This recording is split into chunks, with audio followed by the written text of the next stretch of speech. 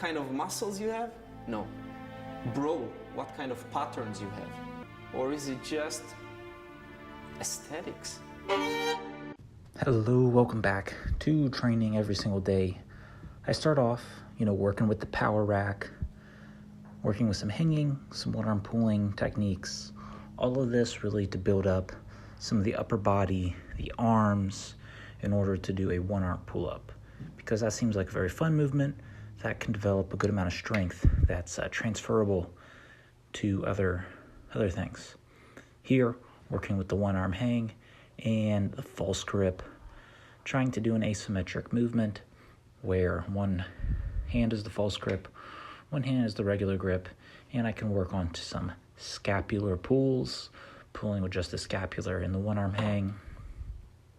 All of this was done at night because during the day I was a little bit occupied.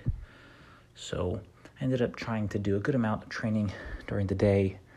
A lot of what I want to do is some leg training, trying to really understand what can be done with the movements, the body movements, the train legs without any sorts of machines or, without some machines. So here, still training the integrity of the shoulder joint, working with a lot of rotation, forwards and backwards, lots of range of motion, trying to get the shoulders nice and bulletproof, really exposing all of the ranges of motion that often are weak, that often can be fatigued.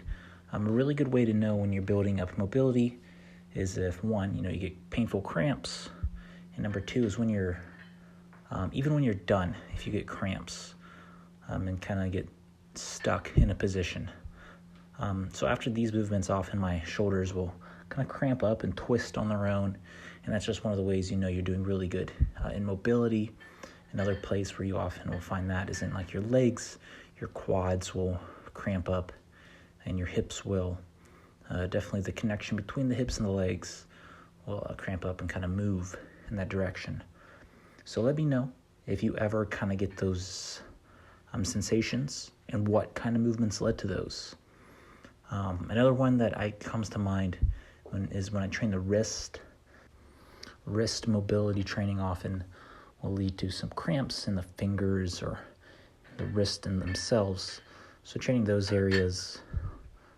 Also the toes, the feet. When developing the feet, coming out of conventional shoes, working in this barefoot, training out the toes, and the soles of the feet often will find some cramps there in that idea. So here, I was really just experimenting with using one leg bent, just something that can put a lot of tension through the leg and hopefully to build some sort of strength, some sort of muscularity. But the legs, very powerful, very endurance-based parts of the body. So still trying to figure that out. A really great way to train the legs with weights, with machines.